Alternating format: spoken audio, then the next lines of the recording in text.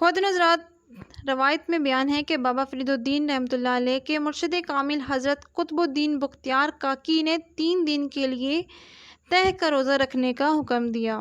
اس روزے کی خصوصیت یہ ہے کہ یہ تیسرے دن مغرب کے وقت افطار کیا جاتا ہے۔ اس روزے کو چلہ بھی کہا جاتا ہے، اسی لیے گوشہ نشینی اور تنہائی اختیار کی جاتی ہے۔ اس مقصد کے لیے غزنوی دروازے کے پاس برج مینار میں بابا فرید الدین رحمۃ اللہ علیہ نے تنہائی اختیار کی اور اللہ عز و جل کی عبادت میں مصروف رہے۔ جب روزہ مکمل ہوا اور افطاری کا ٹائم آیا تو انتظار کرنے لگے کہ غائب سے کیا ظاہر ہوتا ہے۔ خواتین و حضرات، کیونکہ مرشد کامل کا کہنا تھا کہ کھانا بھی غائب سے دیا جائے گا، اسی دوران وہاں پر ایک شخص کو پتہ چلا کہ ایک نوجوان درویش یہاں برج میں چلہ کاٹ رہا ہے، تو اس شخص نے سوچا کہ اس درویش کی خدمت کر کے دعائیں سمیٹ لوں۔ تو وہ کھانا وغیرہ لے کر بابا فرید الدین کی خدمت میں حاضر ہوا، تو آپ نے اللہ عز و جل کی طرف سے انعام سمجھ کر یہ کھانا تناول کر لیا۔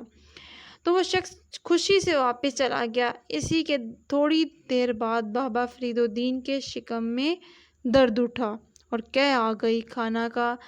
جو کچھ کھانا کھایا تھا وہ پیٹ میں نہ بچا۔ آپ نے پانی پی کر گزارا کیا اور پھر دوبارہ عبادت میں مصروف ہو گئے۔ خواتین و حضرات، صبح مرشد کامل کی خدمت میں حاضر ہوئے، رات کا سارا واقعہ بتایا۔ انہوں نے بتایا کہ وہ آدمی جو کھانا لایا تھا وہ شراب اور بدکاری کا عادی تھا، تو اس کا لایا ہوا کھانا بھی بابا فرید کے لیے مناسب نہ تھا، اسی لیے وہ کھانا ہضم نہ ہوا۔ آپ کو قے آ گئی۔ اب اس کھانے کی وجہ سے روحانی طاقت کم ہو گئی تھی۔ اب مرشد کامل نے کہا، اے فرید الدین، تمہیں طے کا ایک اور روزہ رکھنا ہوگا اور اس بار انسان کے لائے ہوئے کھانے کا انتظار نہ کرنا، غیب سے جو بھی میسر ہو اس سے افطار کر لینا۔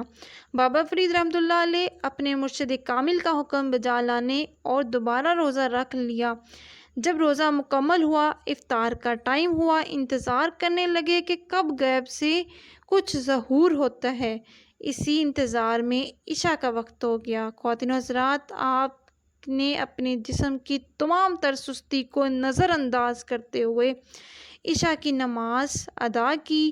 آپ کو اللہ عز و جل پر پورا بھروسہ تھا اور ساتھ ہی اپنے مرشد کامل پر یقین تھا۔ اسی طرح وقت گزرتا گیا۔ جب بھی شکم کی آگ زور پکڑتی تو آپ آنکھ کھول کر دیکھ لیتے کچھ حاضر ہوا یا نہیں، تو وہاں سوائے اندھیری اور ویرانی کے کچھ نہ ملتا۔ آدھی رات کے وقت جب برداشت جواب دے دی تو 6 دن سے مسلسل بھوک کی وجہ سے بہت تکلیف تھی۔ بے اختیار اپنے دونوں ہاتھ زمین پر مارے تو ہاتھوں پر کچھ چپک گیا۔ دیکھا تو سنگڑے تھے۔ آپ نے وہ سنگڑے اٹھا کر منہ میں ڈال لیے۔ کچھ مٹھاس کا احساس ہوا تو آپ نے وہ تھوک دیے کہ کہیں یہ بھی شرابی کے کھانے کی طرح فریب نہ ہو۔ خواتین و حضرات، دوبارہ پھر زمین پر ہاتھ مارا تو سنگڑے چپکے۔ جب انہیں منہ میں ڈالا تو شکر کا احساس ہوا۔ آپ رحمۃ اللہ علیہ نے اس طرح تھوک دیے جیسے لقمہ حرام منہ میں چلا گیا ہو۔ خواتین و حضرات، تیسری بار پھر ایسا واقعہ پیش آیا۔ سنگڑے شکر محسوس ہونے لگے تو بابا فرید رحمۃ اللہ علیہ نے اسے تحفہ غیب سمجھا اور اس کے ساتھ ہی آپ کو مرشد کامل کے یہ الفاظ یاد آ گئے کہ اے مولانا فرید، جو کچھ بھی غیب سے ظاہر ہو اسی سے افطار کر لینا۔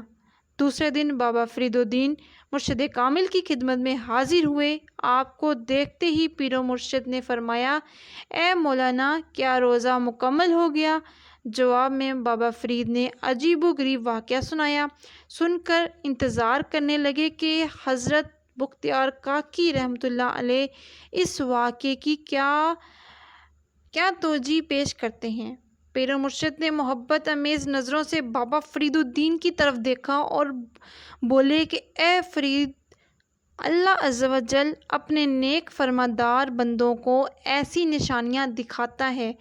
وہ سنگھرے حقیقت میں سنگھرے ہی تھے، لیکن وہ تمہارے لبوں کو چھو کر اپنی حقیقت بدل دیتے تھے اور یہ سب اللہ عز و جل کے حکم سے ظہور پذیر ہوا تھا۔ حضرت بختیار کاکی نے فرمایا، اے فرید، تم نے قدرت کا یہ انعام مبارک ہو کہ آج سے تم گنج شکر بن گئے۔ ایک بار پیر و مرشد کی زبان سے یہ الفاظ کیا ادا ہوئے کہ بابا فرید رحمۃ اللہ علیہ قیامت تک کے لیے گنج شکر بن گئے۔